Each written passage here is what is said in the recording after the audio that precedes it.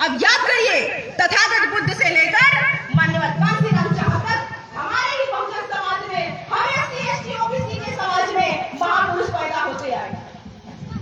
अब ये कारण क्या है कि हम बहुजनों में ही महापुरुषों की लाइन लगी हुई है, क्योंकि हम गद्दार हैं, हमारे खून में गद्दारी है। एक व्यक्ति पैदा होता है और अपनी पूरी जिंदगी लगा करके समाज के हक और अधिकार के लिए काम करता है, और हम क्या करते हैं, उसके द्वारा लगाए हुए पेड़ को तो खा लेते हैं, लेकिन नया पेड़ नहीं लगाते हैं कि आने वाली पीढ़ियां भी कुछ फल खा। आज आजादी के 7 दशक हो गए, भारत देश आजाद हुए 7 दशक हो गए, लेकिन आज भी भारतीय संविधान ने भारत देश की जनता को संप्रभु बताया है। संप्रभु मतलब देश का मालिक बताया, लेकिन हम क्या कर रहे हैं? क्या हम अपना मालिकाना हक समझ रहे हैं? हम कहते हैं नेता काम नहीं कर रहा है, लेकिन डॉक्टर अंबेडकर साहब ने कहा था कि देश की जनता ही इस देश की मालिक है। तो ये समझना होगा, नेता कुछ करे या ना करे, कोई कुछ करे या ना करे, लेकिन जनता यदि जागरूक है तो नेता की औकात नहीं है कि उनके ऊपर प्रताड़ना कर सके। आज महंगाई बढ़ती जा रही है, कभी इस पे विचार किया हमने? भाषण देना, जीवनी सुनाना तो बहुत बड़ी बात है, वो तो सब जान चुके हैं लगभग, लेकिन आज की जरूरत की सच्चाई क्या है उसको समझने की जरूरत है। आज की महंगाई, आदमी कितना काम करेगा, कितनी मजदूरी करेगा, कितना काम करेगा, कभी इस पे विचार किया आपने? आदमी कमाते कमाते मर जाएगा, लेकिन पूर्ति नहीं होगी इस तरह की महंगाई में। इसलिए हमें समझना होगा कि आज पेट्रोल के दाम चुनाव से पहले कितना कम था और चुनाव के बाद कहां पहुंच गया। जो CNG गैस थी वो कितना पहुंच गई? अभी 25 दिन पहले 70 रुपया रेट था, आज 90 रुपया रेट हो चुका है। गैस सिलेंडर कितना महंगा हो गया है, क्या हमने उस पर आवाज उठाई? संसद और विधानसभा में हमने जिसको चयनित करके भेजा है, अंबेडकर साहब ने भारतीय संविधान लिखने के बाद हमें आरक्षण देने का काम किया, सुरक्षित सीट डिसाइड की कि पार्टी किसी की भी हो, नेता कोई भी हो, प्रधानमंत्री मुख्यमंत्री चाहे कोई भी हो, लेकिन सुरक्षित सीट से जीता हुआ जो सांसद और विधायक जाएगा वो समाज के हक और अधिकार के लिए काम करेगा, वो समाज के लोगों के हक और अधिकार के लिए काम करेगा। और संविधान में यदि गलत तरीके से संशोधन होता है तो उस पर भी आवाज उठाने का काम करेगा। लेकिन हमारे चमचे और दलाल क्या कर रहे हैं, इस पर विचार करिए आप। अगर नेता कोई काम नहीं करता है तो आप इस देश के मालिक हैं, आप वोटर हैं, आपको ये सोचना चाहिए कि मैं आवाज उठाऊं। आप बाप हैं, आपने वोट दिया है और अपने वोट की बदौलत आपने सांसद और विधायक को पैदा किया है, यानी अपने बेटे को पैदा किया है। एक वोट की बदौलत आपने बेटे को पैदा किया है। हर माँ बाप अपने बेटे से शिकायत करता है, अगर वो काम ना करे तो अपनी प्रॉपर्टी से बेदखल हर माँ बाप अपने बच्चे को करता है, पोते को नहीं करता है। और हम क्या करते हैं, जब हमें कभी धरना प्रदर्शन करना होता है तो हम मुख्यमंत्री और प्रधानमंत्री के यहाँ चले जाते हैं धरना प्रदर्शन करने के लिए। हमें अपने क्षेत्र के सांसद और विधायक के साथ धरना प्रदर्शन करना चाहिए, उनके घर पे धरना प्रदर्शन करना चाहिए। जब तक हम लोग अपने हक और अधिकार के बारे में नहीं जानेंगे कुछ नहीं होने वाला। हम मूर्तियां लगा लेते हैं, 10,000, 15,000, 40,000, 50,000 तक की मूर्तियां लगा लेते हैं, लेकिन करते क्या है, जब 14 अप्रैल आने वाला होता है 2 बाल्टी पानी लेते हैं, मूर्ति नहला देते हैं, उसके बाद फूल माला करके भाषणबाजी करके चले जाते हैं, और साल भर क्या होता है, चिड़िया बैठती है। अभी मैंने कहा था कि एक रस्सी काट नहीं सकती, लेकिन आने जाने से वो पत्थर पे निशान बना देती है। उसी प्रकार मंदिरों में जिस प्रकार गाना बजाना चलता रहता है, सुबह शाम पूजा पाठ होती रहती है, बच्चों के दिमाग में वो चीजें घुसती रहती हैं। अगर हम अंबेडकर के साथ सच्ची श्रद्धा रखते हैं, अगर अंबेडकर के साथ सच्चा व्यवहार रखते हैं, तो हमें भी वही करना चाहिए। हमने मूर्तियां लगा दी हैं, लेकिन सुबह शाम उसकी सफाई करने वाला भी होना चाहिए। ये पूरे गांव का दायित्व होना चाहिए, ये पूरे गांव की जिम्मेदारी होनी चाहिए कि यहाँ पे साफ सफाई भी होनी चाहिए, यहाँ सुबह शाम गाना बजाना भी होना चाहिए। एक मुस्लिम को देख लीजिए, अपने समाज को इकट्ठा करने के लिए हर सप्ताह में एक दिन जुमा रखता है, पर डे नमाज करता है, लेकिन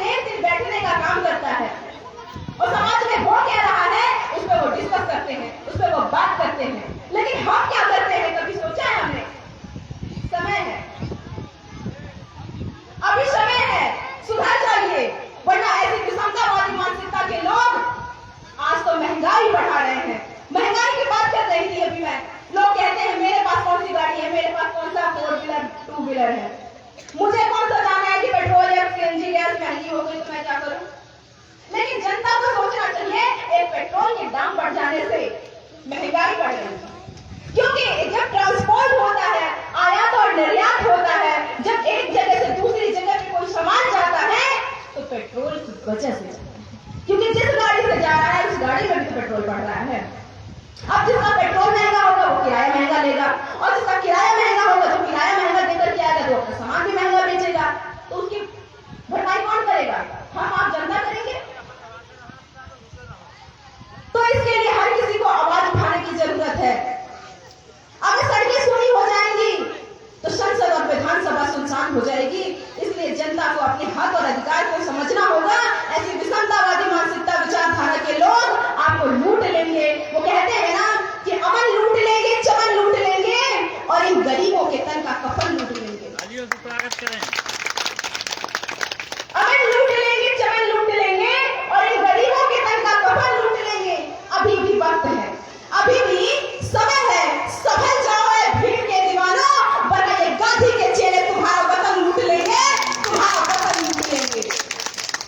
इसलिए अम्बेडकर साहब की जयंती मनाना तो अच्छी बात है। अपने समाज के लोगों को उठा करके एक साथ बैठा करके भाषणबाजी कर करके उनके जीवन परिचय के बारे में बता देना तो बहुत अच्छी बात है, लेकिन उनकी विचारधाराओं को सुनने की, समझने की और उसको अपने जीवन में अमल करने की बहुत ही आवश्यकता है। वरना आजादी के 7 दशक हो गए, वो दिन दूर नहीं कि भारत देश अंग्रेजों के हाथ कभी गुलाम हुआ करता था। लेकिन पूंजीवाद इतनी बड़ी बुरी चीज है कि आज अंग्रेज तो चले गए, लेकिन वो दिन दूर नहीं कि ऐसे ही महंगाई अगर बढ़ती रही तो भारत देश पे भारत के पूंजीपतियों का हाथ होगा। गुलाम बनाने में भारत देश की जनता अपने वोट के अधिकार को भी खो देगी। आपको महसूस करना होगा इस बात को।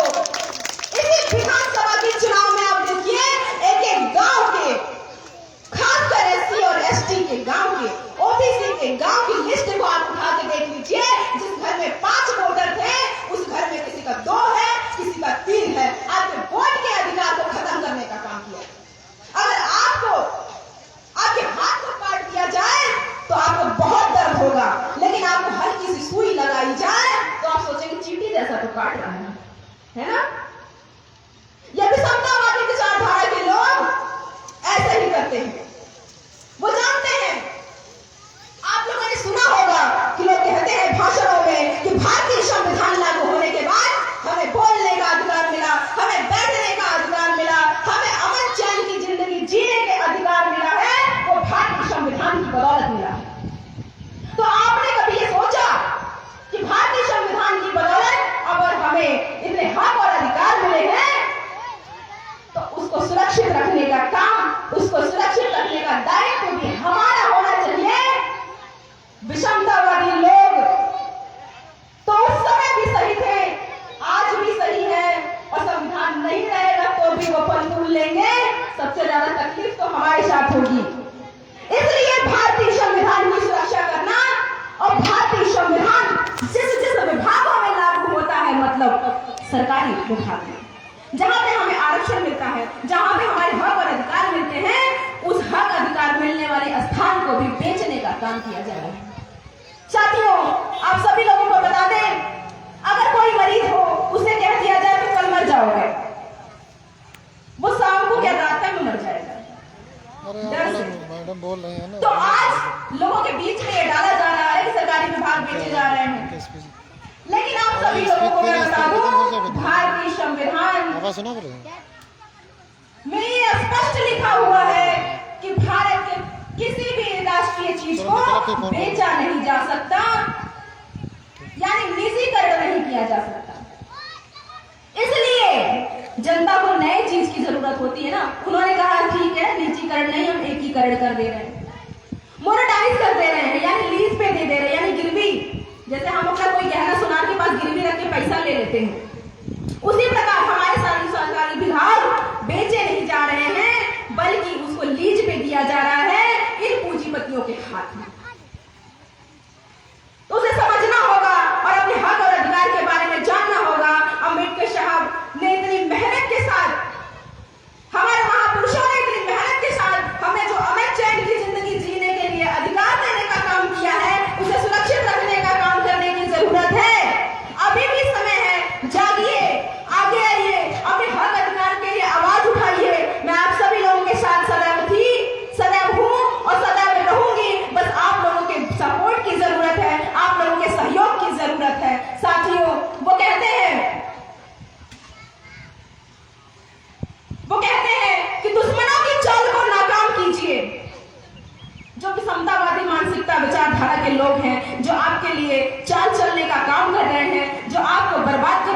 काम कर रहे हैं, आपके बच्चों के, आपके आने वाली पीढ़ियों के और आपके हक और अधिकार को खाने का काम कर रहे हैं, उनके लिए मैं कहना चाहती हूँ और आप सभी लोगों से कहना चाहती हूँ, बड़े ध्यान से सुनिएगा। कहना है कि दुश्मनों की चाल को नाकाम कीजिए और अम्बेडकर साहब के मिशन का कुछ काम कीजिए। दुश्मनों की चाल को नाकाम कीजिए और अम्बेडकर साहब के मिशन का कुछ काम कीजिए। और ये भी ना कर सके तो एक काम कीजिए, जाके शमशान घाट में किसी मुर्दे के साथ आराम कीजिए। अगर आज भी अपने हक और अधिकार के लिए आप काम नहीं कर सकते, जीवित व्यक्ति है हमेशा एक जिंदा मछली ही पानी के विपरीत चलती है, मरी हुई मछली तो पानी की धारा के अनुसार चलती है। तो आपके अंदर अगर है औकात, तो अपने हक और अधिकार के लिए, अपने आने वाली पीढ़ियों के लिए, अपने बच्चों के लिए आवाज उठाने का काम करिए। ऐसी विचारधारा जो गलत है उसको मुंहतोड़ जवाब देने के लिए हमें सड़कों पर निकलने की जरूरत है। याद करिए वो दिन जब 350 से 400 पे सिलेंडर गैस हुआ था, तो लोगों ने क्या किया था, सिलेंडर लेकर के धरना पर बैठ गए थे।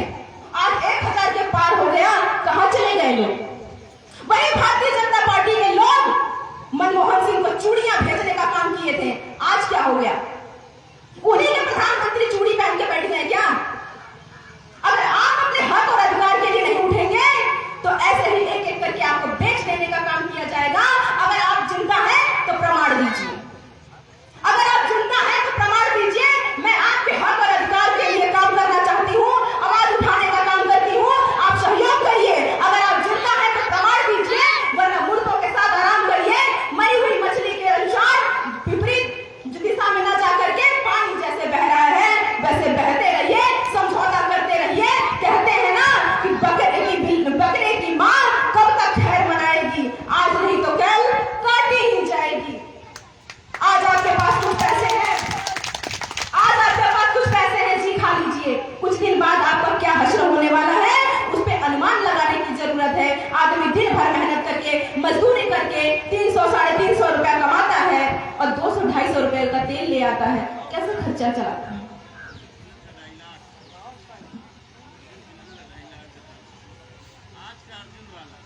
अच्छा,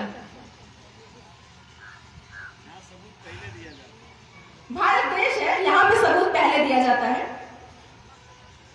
आप देख लीजिए, बार बार स्पष्ट तौर पे ये बताया जाता है कि भारतीय संविधान हम बदल देंगे। 2024 में अगर पूर्ण बहुमत की सरकार बनी तो भारतीय संविधान बदल करके हिंदू राष्ट्र लाने का काम कर रहे हैं। लोग मांग करते हैं कि हिंदू राष्ट्र होना चाहिए।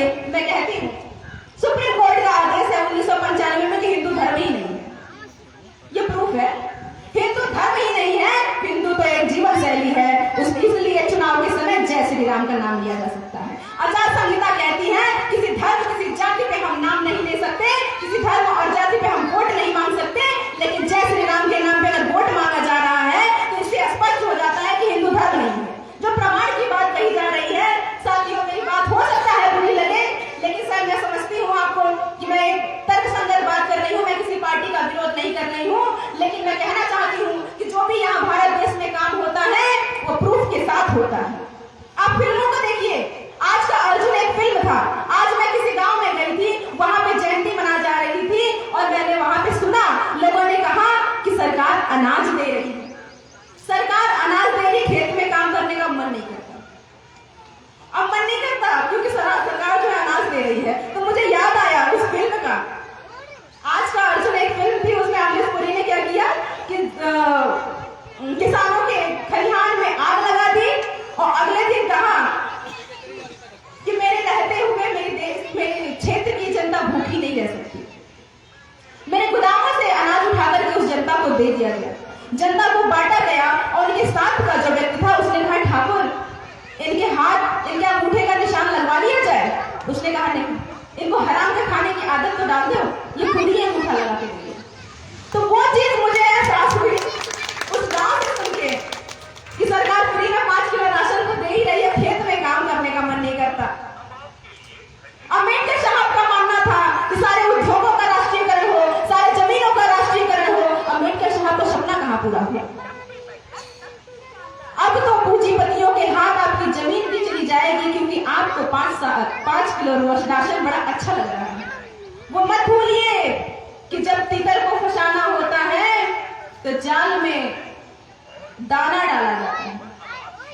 चुनाव के समय हर बार होता है और अब जनता के बीच में भी हो रहा है। इसे समझने की जरूरत है। जनता अपने हक और अधिकार के बारे में जाने, समझे और अम्बेडकर साहब के प्रति सच्ची श्रद्धा वही होगी कि आप अपने आने वाली पीढ़ियों के लिए वो काम करके जाइए, क्योंकि हमारे महापुरुषों ने हमारे लिए वो पेड़ लगा करके काम किया जिसका फल अभी तक हम लोगों ने खाया।